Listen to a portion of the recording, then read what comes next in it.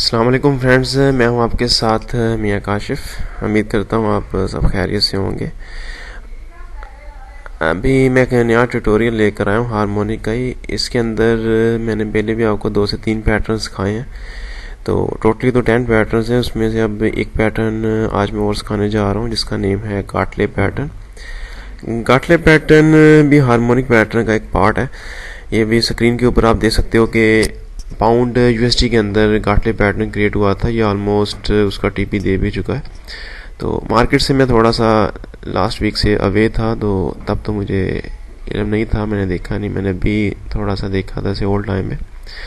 तो अभी एंजर यूएसडी के अंदर रिसेंटली क्रिएट हो रहा है, तो मैं उम्मीद करता हूँ कि उस ट्यूटोरियल से आप इस गाटे पैटर्न की शेप और उसके मेथड, उसका entry point and stop loss और टीपी सब कुछ मैं आपके साथ एक्सप्लेन करूँगा, तो आप इजीली इसे अंडरस्टैंड कर लोगे।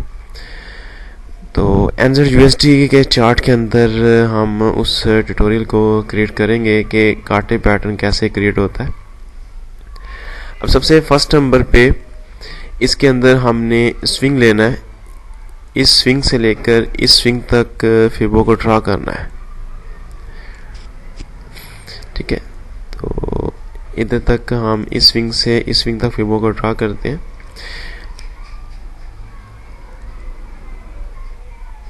ये बियरिश का गाटले पैटर्न क्रिएट हो रहा है जो मैं आपको सिखाने जा रहा हूँ। अब फर्स्ट नंबर पे मैंने इस स्विंग के ऊपर फिबो को ड्रा किया।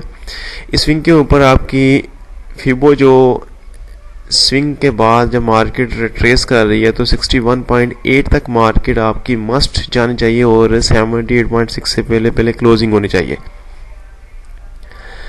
तो जो न्यू यूज़र मेरी वीडियो ये देख रहा है उसको उसके माइंड में ये क्वेश्चन होगा कि लेवल कैसे ऐड होते हैं और क्या हार्मोनिक पैटर्न्स हैं।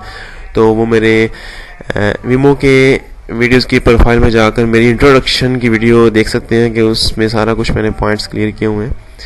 तो फ्रेंड्स, जो गाटले पैटर्न है इसके अंदर जब मार्केट रिट्रेस करने जाती है तो वो मोस्टली 61.8 तक मार्केट लाजमी उसको रिट्रेस करने जाए और 78.6 से बाय ऑन क्लोज ना हो। उसको टच कर सकती है लेकिन उसके बाहर उसकी बॉडी क्लोज ना हो।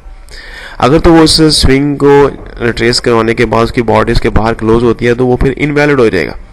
अब ये स्विंग मैंने लिया, इसकी शेप जो होगी इसका ट्राइंगल, फर्स्ट क्लिक हमने इधर करना है, सेकंड क्लिक आप इधर करोगे और थर्ड क्लिक आप इसकी विंग के ऊपर करोगे तो ये एक विंग आपके सामने क्रिएट हो जाएगा। अब ये विंग क्रिएट होने के बाद सेकंड नंबर पे आपने क्या करना है, आपको पहले मैं एक चीज़ बयान की थी अपने ओल्ड ट्यूटोरियल में कि ये आपका फर्स्ट जो स्विंग जिधर से लिया जाता है ये आपका एक्स पॉइंट होता है, ये आपका ए पॉइंट और ये आपका बी पॉइंट। अब सेकंड फिबो आपने ए से बी ड्रा करनी है। ए से बी आप फिबो को ड्रा करोगे और उसके ऊपर आपने ये चीज़ लगानी है कि कैसे आपकी सेकंड फिबो रिएक्शन करवा रही है। अब जो सेकंड फिबो है बाहर वाली साइड भी मैंने शो करवाई है। अब आप देख सकते हो कि इसका भी जो सी पॉइंट क्रिएट होगा 61.8 को लाजमी टच करे और 78.6 से पहले पहले उसकी क्लोजिंग हो। तो ये इसका सी पॉइंट है, ठीक है। ये इसका सी पॉइंट, ये रूल्स ऑफ इंगेजमेंट इसके कंप्लीट हो रहे हैं। 61.8 तक मार्केट जा रही है और 78.6 को टच कर रही है, नो प्रॉब्लम। लेकिन उसकी क्लोजिंग जो है उससे पहले पहले हो रही है। अगर इसकी क्लोजिंग इसकी बॉडी की 78.6 के बाहर होती तो वो फिर आपके लिए वो इनवैलिड होता, वो करेक्ट नहीं था। तो अब हमने एक दफ़ा फिर उसी शेप्स को ट्राइंगल लेना है। फर्स्ट क्लिक आप इसके बी पॉइंट पे करोगे, सेकंड क्लिक आपने इसके सी पॉइंट पे करना है, यानी कि जो इसकी विक के लास्ट पे। अब डी पॉइंट आपने एक चीज़ लाजमी देखनी है कि डी पॉइंट जो है वो इस बी पॉइंट को लाजमी ब्रेक करे। कभी कभार ऐसे होता है कि आपकी मार्केट इस तरह की शेप बना देती है, वो रॉन्ग होगा। तो ये मस्टली और कन्फर्मेशन है इसकी मस्ट के ये 78.6 के जब एंट्री पॉइंट हमने लेनी है तो ये बी पॉइंट को लाजमी ब्रेक करे, अदरवाइज ये आपका जो सिग्नल है वो परफेक्ट नहीं है। अब इसकी एंट्री किधर से हम लेंगे, हम इतने एरिया के अंदर इसकी एंट्री ले सकते हैं कि आपकी मार्केट इधर से टर्निंग पॉइंट क्रिएट करवाएगी अपने सिग्नल का। अब दोनों फिबोज जो थी उसको उसके ऊपर जो सेकंड फिबो थी वो मैं अरेज करता हूँ, क्योंकि इसका अब हमारे लिए कोई काम नहीं है सेकंड फिबो का। जो फर्स्ट फिबो थी अभी मैंने लगाई रखी है, वो इसलिए लगाई रखी है कि इसके स्टॉप लॉस जो लगता है वो हमने एक्स पॉइंट से ऊपर 1.13 के ऊपर रखना है, इस लेवल के ऊपर। ये हमारा स्टॉप लॉस लेवल होगा कि आपकी मार्केट इस लेवल को टच करेगी तो आपको लॉस होगा। और टीपीज कैसे होता है, टीपीज के लिए आपने सब पैटर्न्स के अंदर बजाय सिर्फ साइफर और शार्क पैटर्न के बजाय तमाम के तमाम पैटर्न्स में ए से डी फिबो ड्रा करनी है, नेक्स्ट वाले जो टीपीज के लिए लेनी है। अब ए पॉइंट कौन सा था, ये वाला, ये आपका ए पॉइंट है और ये आपका डी पॉइंट है। तो इस ए से डी आप जब फिबो को ड्रा करोगे तो ये आपका लेवल क्रिएट होगा आपके टीपीज के लिए। ये 38.2 और 61.8 ये आपके फर्स्ट एंड सेकंड टीपीज कहलाएंगे इस फिबो के। ये दोनों फिबोज में अरेज करता हूँ इसकी।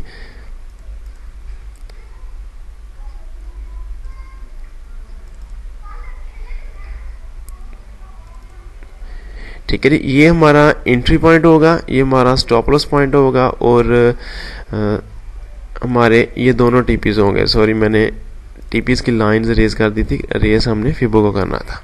ठीक है जी, ये इस तरह की शेप बनेगी गार्टले पैटर्न के अंदर। अब गार्टले पैटर्न की शेप आपके सामने मौजूद है। 78.6 जो फर्स्ट फिबो का उधर हमारा एंट्री पॉइंट हो गया। अभी इसके साथ सिर्फ बात इधर तक कंप्लीट नहीं होती, इसके साथ हमने RSI को भी देखना है। अगर आपकी RSI विद वैल्यू ऑफ 7 उस टाइम आवर बाय पोजीशन में है तो आपने उसे सेल करना है। अगर वो आवर बाय पोजीशन में नहीं है तो आपने उसे इग्नोर करना है। ये चीज़ मैंने इंट्रोडक्शन वाली वीडियो में बताई हुई है डिटेल में। अब मैं सब ट्यूटोरियल में आपको ये नहीं बताऊंगा कि ये RSI ऐसे देखनी है कि वैसे देखनी है, कि क्या चीज़ देखनी है क्या नहीं देखनी। अब इसके साथ आप ट्रेंड लाइन लगा कर देख लें, आपकी ये ट्रेंड लाइन उसी पॉइंट के ऊपर आ रही है, उसी एंट्री पॉइंट के पास। तो ये ट्रेंड लाइन आपको ये शो करवा रही है कि आपकी मार्केट इधर से मस्टली मूव करवा सकती है।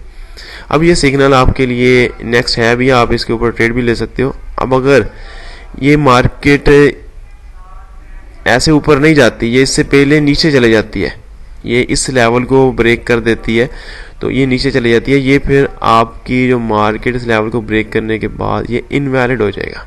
आपकी मार्केट गार्टले पैटर्न को रिप्रेजेंट नहीं करेगी। तो ये बहुत ही अच्छे पॉइंट के ऊपर आपका एक गार्टले पैटर्न क्रिएट हो रहा है। अगर तो ये इसको फॉलो करवाता है और मार्केट आपकी सेम इसी तरह रिएक्शन करवाती है तो ये आपको अच्छा रिजल्ट और अच्छा प्रॉफिट दे सकता है। तो बाकी पास और फेल होना वो फॉरेक्स में आपके भी सामने, आपको भी मालूम है कि फॉरेक्स के अंदर 100% कोई भी ऐसी स्ट्रैटेजी नहीं है जो आपको टीपी से देकर जाएगी। टीपी और stop loss is a part of game of forex. तो उम्मीद करता हूँ कि ये पैटर्न आपने क्लियरली अंडरस्टैंड किया होगा और काफ़ी आपको हेल्प मिलेगी। अगर इसके बाद भी आपको कोई कन्फ्यूजन पैदा हो रही है, कोई माइंड में क्वेश्चन रेज हो रहा है तो आप फेसबुक के इनबॉक्स में या फिर इसी वीडियो के कमेंट बॉक्स में आप मुझे हेल्प के लिए कमेंट कर सकते हो। मैं इंशाल्लाह आपको ये सारे लेवल सारी चीज़ें क्लियर करवा दूंगा। तो तब तक मुझे इजाज़त दीजिएगा, मैं नेक्स्ट ट्यूटोरियल के साथ आपकी खिदमत में एक दफ़ा फिर हाज़िर हूँगा। मैं हूँ आपके साथ मियां काशिफ और नेक्स्ट ट्यूटोरियल में मिलते हैं। तब तक अल्लाह हाफिज़।